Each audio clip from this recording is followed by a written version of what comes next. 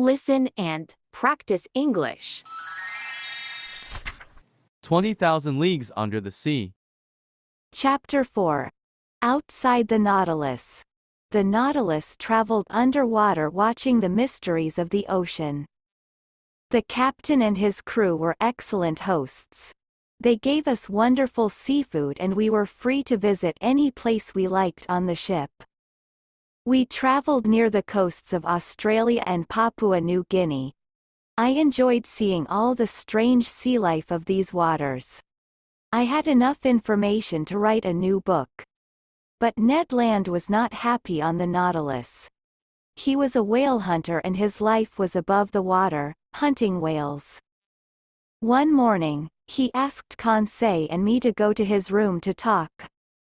I want to talk about our escape. Our escape. We are underwater. How can we escape? Not now. This ship goes above water every 2 days to fill it with clean air. When we near land, we have to try to escape. The waters we are in now are full of sharks, Mr. Land. I know that, Professor. We'll wait. When we get close to a country we know, we'll try to escape. But how will we leave the Nautilus? Ned Land had no time to answer this question. There was a loud crash, and we all fell to the floor. The lights went on and off, and the engine stopped. The top of the Nautilus was just above the surface of the water. I saw Captain Nemo on the platform outside the ship.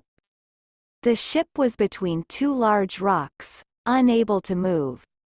We had to wait 6 days for the water to rise before the ship could leave. The captain didn't seem at all worried. The sea brought us here, the sea will take us away. We were very close to Papua.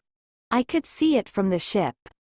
Ned Land asked the captain if we could go on land and hunt some animals because he didn't want to eat fish. Captain Nemo let the 3 of us go. This didn't surprise me at all. There were only cannibals on Papua.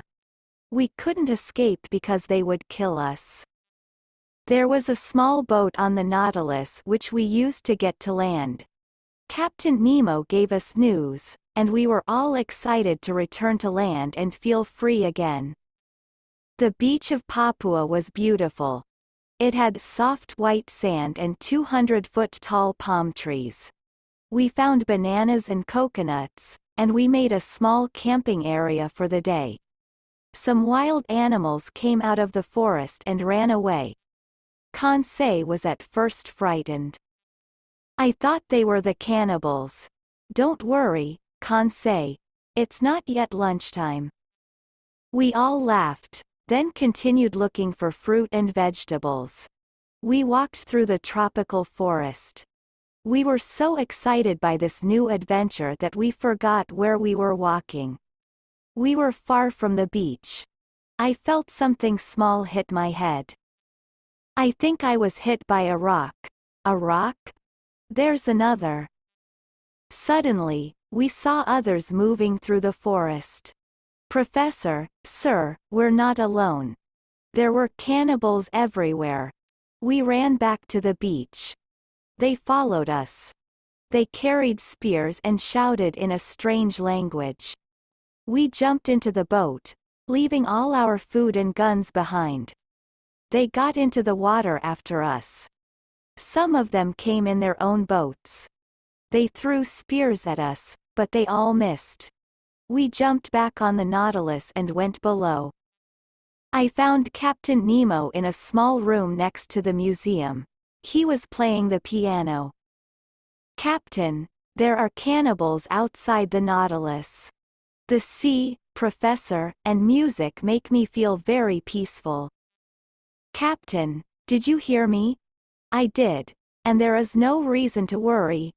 The Nautilus is perfectly safe from those outside it.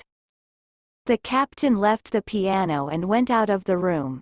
He and some of his men went up and opened the outside door of the Nautilus. Several cannibals looked down inside. One tried to get in, but when his hand touched the ship, he screamed. Another tried the same thing, and he also screamed. Soon, all of them swam away. You see, Professor, there is electricity around that door. Anyone who touches it feels great pain. I felt terrified. The captain had everything he needed to protect himself and his men. He also had everything he needed to keep us prisoners.